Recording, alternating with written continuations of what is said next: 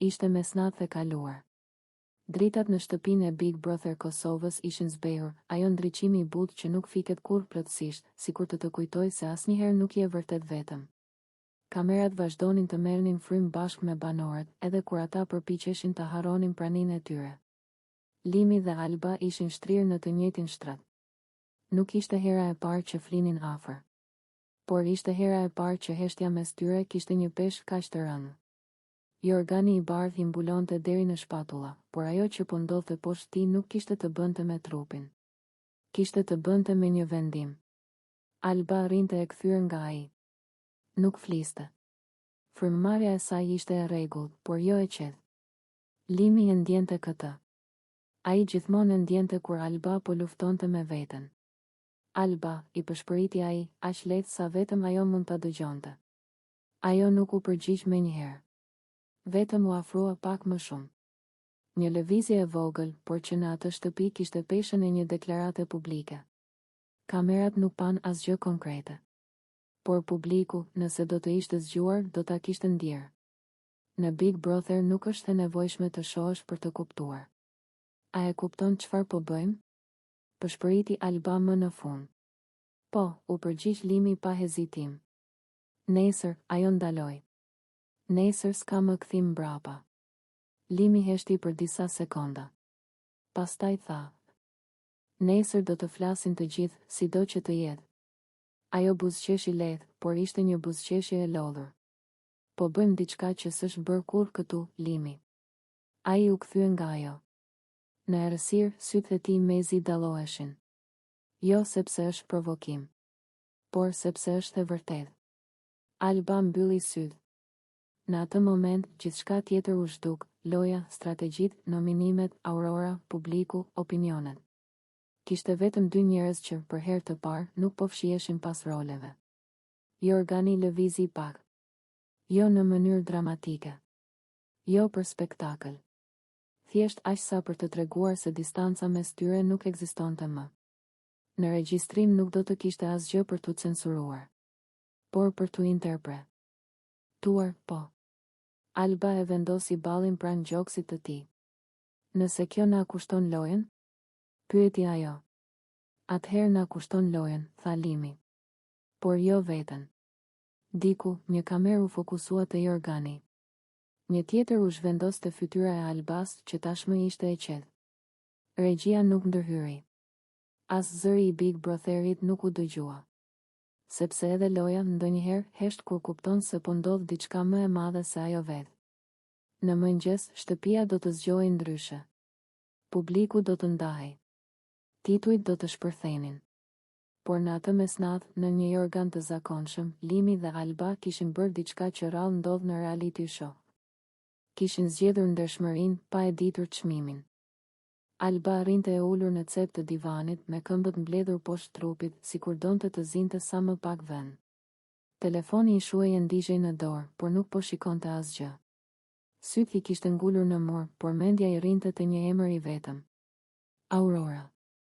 Limi ishte në kuzhinë. Zhurma e gotës që u mbështet mbi tavolinë i u duk më e fortë se ç'ishte në të vërtetë. Alba mori frym thellë. E ndjeu atë ndjesinë e njohur që i ngjitej nga stomaku në fyt. Nuk donte të shpërthente, por nuk mundej as të heshte më. Limi, zëri i doli i ulët, pothuaj i pasigurt. Ai nuk u kthye menjëherë. Po, tha, ndërsa vazhdonte të rregullonte diçka që s'kishte shumë rëndësi.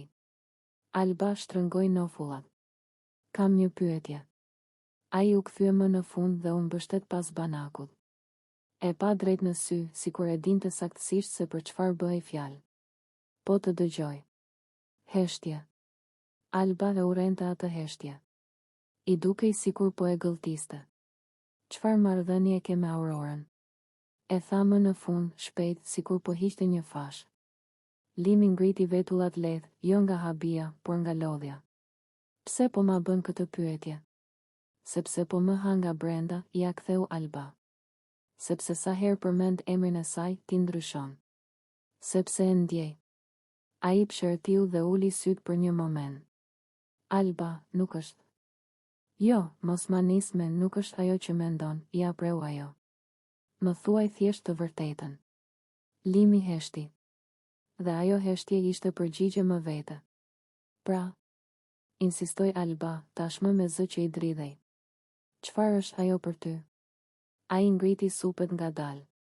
Se di ku do më dal. Ato fjalë ranë sigur. Si se di? Përshpëriti Alba. Po unë. Po ne.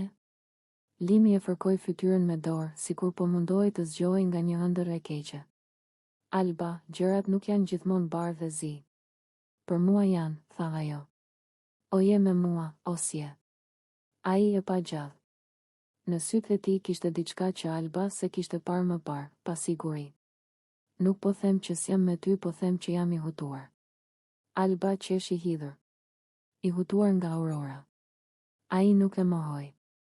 A e kupton sa më dhem kjo? Vazhdoi Alba. Të jem këtu, përballë teje, dhe ti të mos dish ku do të dalësh. Nuk e bëj me qëllim, tha Limi me zë të ulët. Ajo thjesht më ka bërë të mendoj. Për çfarë? Pyeti Alba. Për një jetë pa mua? Ai heshti sërish. Lotët filluan t'i mbushnin sytë. Unë s'po të kërkoj premtime për jetësie. Po të kërkoj sinqeritet. Dhe po ta jap, u përgjigj ai. Sinqerisht, se di ku do më dal kjo gjë. Alba u ngrit në këmbë. Atëherë unë e di ku po më del mua, tha. Në një vend ku ndihem e dyta. Limi bëri një hap drejt saj. Alba. Mos, e ndali ajo. Mos më afro kur mendja jote është diku tjetër. Ajo mori çantën, por u ndal te dera. Vetëm një gjë dua të dish, tha pa u kthyer. Xhelozia ime nuk vjen nga pasiguria. Vjen nga fakti që po të humbas. Dera u mbyll ngadalë pas saj. Limi mbeti vetëm në heshtje me fjalinë që i honte në kokë. Se di ku do më dal. Dhe për herë të parë e kuptoi që ndonjëherë të mos dish është. Shtëpia e Big Brother Kosova është ndërtuar për të vënë njerëzit në provë, durimin, karakterin dhe ndjenjat. Por ndonjëherë ajo bëhet skenë e diçkaje që nuk planifikohet dot, afrimit njerëzor që shpërthen pavarësisht rregullave, kamerave dhe gjykimeve. Pikërisht në këtë realitet, Alba dhe Limi vazhdojnë të ndezin temperaturat e shtëpisë, jo me fjalë të mëdha, por me puthje, shikime dhe një tension që ndihet në ajër. Afrimi i tyre nuk është më sekret. Çdo lëvizje, çdo qëndrim pranë njëri tjetrit, çdo heshtje e gjatë flet më shumë se sa deklaratat e hapura. Ata nuk kanë nevojë të shpallin asgjë, ndjenja e tyre është e dukshme. Në korridore, në obor, në qoshet të shtëpisë, syt takohen dhe shkputen me vështirësi. Puthjet e tyre, të shpeshta dhe të ngarkuara me emocion, nuk janë thjesht shfaqje afeksioni, por shprehje e një tërheqjeje që nuk po arrin ta frenojnë. Alba duket më e gjallë, më e pranishme. Pas ditëve të vështira dhe pasigurive, ajo gjen të Limi një ndjenjë sigurie dhe dëshire që i rikthen energjinë. Në mënyrën se si e shikon, në mënyrën se si afrohet, ndjehet një pasion që nuk kërkon leje. Për të, kjo afërsi është një arratisje nga frika dhe një përqafim i momentit.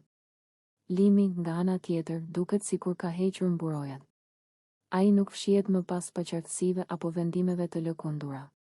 Kur është pranë Albës, ai është i drejtë për drejtë, i fokusuar, i dorëzuar ndaj ndjenjës. Puthjet e tij nuk janë të shpejta apo sipërfaqësore, ato mbajnë një intensitet që tregon se epshi dhe afërsia emocionale janë ndërthurur. Shtëpia reagon. Banorët e tjerë e ndjejnë ndryshimin e energjisë. Disa shohin me kurreshtje, disa me skepticizëm, të tjerë me gjykim. Por Alba dhe Limi duket se nuk ndalen. Jo sepse duan vëmendje, por sepse ndjenja e tyre ka kaluar pikën ku frika e mendimit të tjetrit ka peshë. Kur janë bashkë, bota përreth zbehet. Momente të nxehta krijohen jo nga veprime të mëdha, por nga afërsia e vazhdueshme, një puthje e gjatë në mes të shtëpisë, një përqafim që zg. Jatë më shumë se zakonisht, një buzëqeshje që shndërrohet në heshtje të ngarkuar. Është ajo heshtje që flet për dëshirë, për epsh të nënkuptuar, për një ndjenjë që kërkon shprehje. Këto momente nuk janë pa pasoja. Çdo afrim i tyre kthehet në temë diskutimi, çdo puthje interpretohet. Por ata vazhdojnë.